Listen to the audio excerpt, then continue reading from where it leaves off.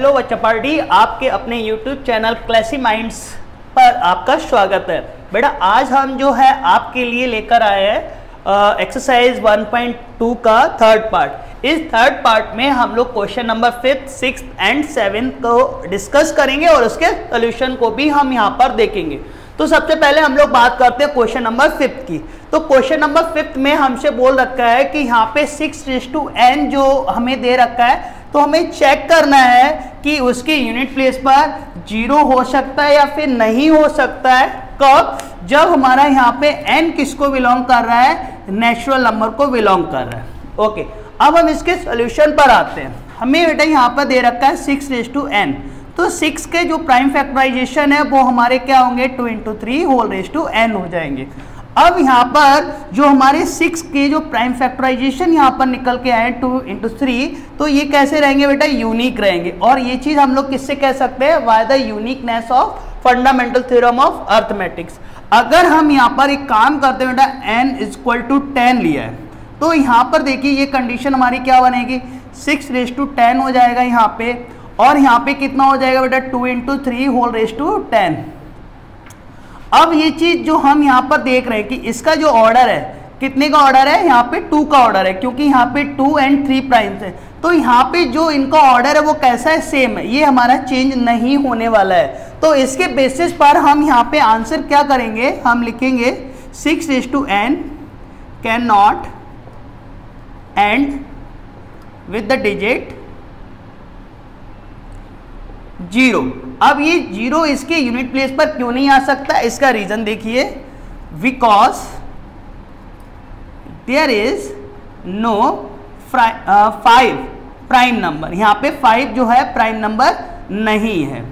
अब ऐसा हम क्यों यहाँ पे लिख रहे हैं कि इस वजह से हम क्यों कह रहे हैं कि ये हमारे यूनिट प्लेस पर 0 नहीं हो सकता है। तो यहाँ पे थोड़ा सा समझना होगा, यूनिट प्लेस पर 0 हमें अगर चाहिए तो कोई भी कंपोजिट नंबर होगा तो उसका जो प्राइम फैक्टराइजेशन है वह 2 और 5 से कंसिस्ट होना चाहिए। कहने का मतलब वहां पर दोनों प्राइम हमारे दिखने चाहिए। अगर इन दोनों के अलावा कोई थर्ड प्राइम आता है तो वो मैटर नहीं करता है, लेकिन अगर वहां पे 2 और 5 प्राइम एक साथ नहीं दिखेंगे तो उसके यूनिट प्लेस पर कभी भी 0 नहीं आ सकता है। जबकि उसमें से कोई एक दिख रहा है और एक नहीं दिख रहा है तो भी उसके यूनिट प्लेस पर 0 नहीं आएगा, दोनों ही आने चाहिए।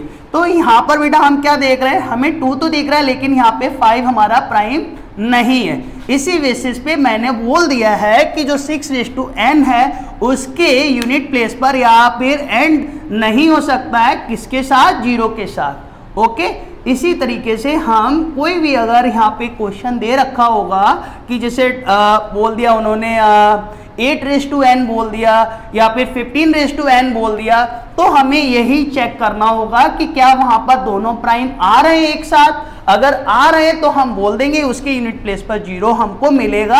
अगर उनमें से कोई एक प्राइम आ रहा है और एक नहीं आ रहा है तो वही कंडीशन यहाँ पर उन क्वेश्चन के लिए भी लागू होगी जो यहाँ पर लागू हो रही है कि उसके यूनिट प्लेस पर 0 नहीं मिलेगा।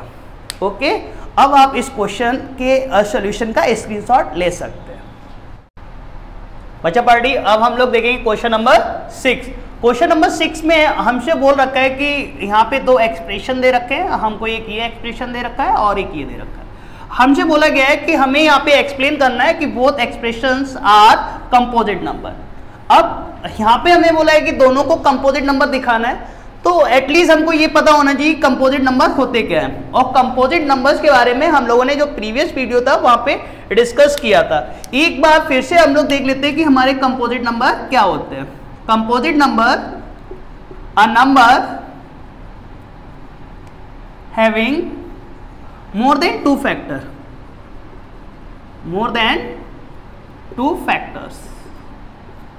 is known as composite number. उसको हम लोग क्या बोलेंगे? कंपोजिट नंबर बोलेंगे। जिसके 2 से ज्यादा फैक्टर होते हैं वो कंपोजिट नंबर होते हैं, जिनके सिर्फ 2 फैक्टर होते हैं उनको हम प्राइम नंबर बोलते हैं।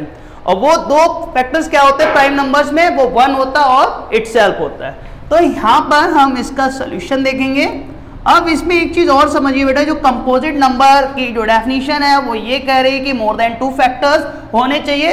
तो हमें जो दो एक्सप्रेशन दे रखे हैं तो इसमें सिर्फ हमें क्या दिखाने हैं, मोर देन 2 फैक्टर दिखाने हैं, हमें इसके सभी फैक्टर्स यहाँ पर फाइंड करने की जरूरत नहीं है। अब हमको जो पहला एक्सप्रेशन दे रखा है वो 7 × 11 × 13 + 13 है।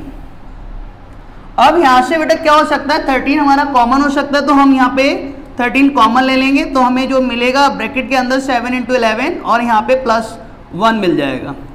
इसको कैलकुलेट करेंगे तो 11 टाइम्स करेंगे तो 77 + 1 = 78। तो यहाँ पर कितना हो गया, 13 × 78। अब यहाँ पे जो एक्सप्रेशन है हमारा, एक्सप्रेशन हैविंग फैक्टर्स, इसके क्या क्या फैक्टर्स हैं, 1 है, 13 है एंड 78। जो रिक्वायर्ड आंसर है वो हमें यहाँ पे मिल रहा है, क्या होना चाहिए, 2 से ज़्यादा फैक्टर्स होने चाहिए। तो हमें यहाँ पे कितने फैक्टर्स मिल रहे हैं, 3 फैक्टर्स मिल रहे हैं। हालांकि जो हमें यहाँ पे एक्सप्रेशन दे रखा है इससे ज़्यादा फैक्टर्स हैं, तो हमें यहाँ पे ज़रूरत नहीं कि वो सारे फैक्टर्स हमें निकालने हैं, सिर्फ हमें यहाँ पे क्या दिखाना है, 2 से ज़्यादा फैक्टर दिखाने हैं। उसके बाद हम बोल देंगे कि हाँ जो हमारा एक्सप्रेशन है वो क्या हो जाएगा, कंपोजिट नंबर हो जाएगा। तो हम यहाँ पर अपना आंसर लिख सकते हैं, given expression is a composite number. ठीक इसी तरीके से हमें इसका जो दूसरा पार्ट है उसको भी हम सॉल्व कर लेंगे। इसके बाद आप इसका स्क्रीनशॉट ले सकते हैं, फिर हम क्वेश्चन नंबर 7 देखेंगे। बच्चा party question number 7, that is the last question of exercise 1.2। और ये क्वेश्चन जो है एग्जाम में कई बार पूछा गया है, 1 से 2 मार्क्स में। तो इस क्वेश्चन का हम लोग यहाँ पे सॉल्यूशन देखेंगे। उससे पहले क्वेश्चन को हम जरा समझ लेते हैं, क्वेश्चन हमसे कह क्या रहा है। क्वेश्चन में बोल रखा है कि एक सर्कुलर पाथ है, Sonia takes 18 minute to drive 1 round, और जबकि रवि जो है उसी 1 राउंड के लिए 12 मिनट्स लेता है। फिर हमसे बोल रखा है कि suppose they both start at the same point, दोनों एक ही जगह से स्टार्ट करते हैं and at the same time, और एक ही समय पर स्टार्ट करते हैं, and go in the same direction, दोनों एक ही डायरेक्शन में जाते हैं। आफ्टर हाउ मेनी मिनट, तो कितने मिनट्स के बाद will they meet again at the starting point, तो कितने समय बाद या कितने मिनट्स बाद वो फिर से स्टार्टिंग पॉइंट पर मिलेंगे। तो यहाँ पे क्वेश्चन जरा समझते हैं कि एक हमारा सर्कुलर पाथ है, तो इस तरीके से हमारा एक यहाँ पे सर्कुलर पाथ है। यहाँ पर एक ही पॉइंट है जहाँ पर आपके सोनिया है और यहाँ पे रवि है। तो सोनिया जो है इसको 1 राउंड कंप्लीट करने में उनको लगता है 18 मिनट्स, जबकि रवि उसको कंप्लीट करने में कितना टाइम लेते हैं, 12 मिनट्स लेते हैं। ओके, दोनों ही सेम डायरेक्शन में मूव करते हैं इस तरीके से। तो अब यहाँ पे फिर से समझते हैं कि सोनिया जो है वो 18 मिनट्स लेते हैं पूरा एक चक्कर मारने में, ठीक रवि भी एक चक्कर मारने में पूरा 12 मिनट्स लेते हैं। तो क्वेश्चन में ये कह रखा है कि कितने समय बाद दोनों वापस स्टार्टिंग पॉइंट पर मिलेंगे।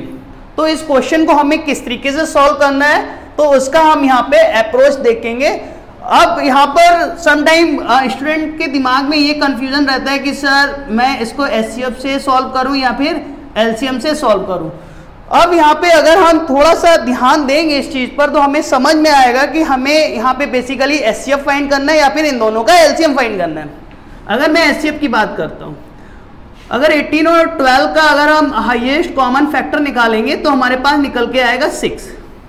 ओके, अब आप यहाँ पर एक चीज समझिए कि रवि जो मिनिमम टाइम लेता है पूरा एक चक्कर मारने में उसको लगते हैं 12 मिनट। तो इसका मतलब है क्या वो 6 मिनट में, तो जब एक चक्कर ही नहीं मार पा रहा है तो स्टार्टिंग पॉइंट पे वो कैसे मिलेंगे दोनों आकर।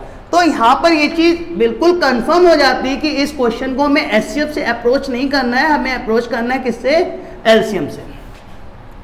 अब यहाँ पे हम क्या करेंगे, 18 हमको दे रखा, तो 18 के हमारे प्राइम फैक्टर्स जो निकल के आएंगे 2 × 3 × 3, तो हम लिख सकते हैं 2 × 3 2, और जो 12 के हमारे प्राइम फैक्टर्स यहाँ पे निकल के आएंगे वो 2 × 2 × 3, तो 2 × 3। एलसीएम फाइंड करेंगे, एलसीएम ऑफ 18 एंड 12। अब देखो हमने जो प्रीवियस वीडियो में आपको बताया था उसी चीज पर ध्यान देंगे कि एलसीएम के लिए हमें क्या देखना होता है, दोनों में क्या कॉमन है, 2 कॉमन है, और 2 का हम हमेशा क्या लेंगे, हाईएस्ट पावर लेंगे, जो कि कितना है 2 × 2 है। 3 कॉमन और 3 का हाईएस्ट पावर कितना है 2 है, तो यहाँ पे हम क्या लेंगे 3/2, 2 2 जा 4, 3 3 जा 9, 9 4 जा 36। तो वो कितने समय बाद फिर से स्टार्टिंग पॉइंट पे मिलेंगे, तो आंसर हमारा आएगा 36 मिनट्स। अब आप इसका स्क्रीनशॉट ले सकते हैं।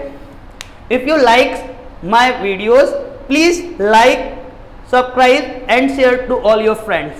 Thank you.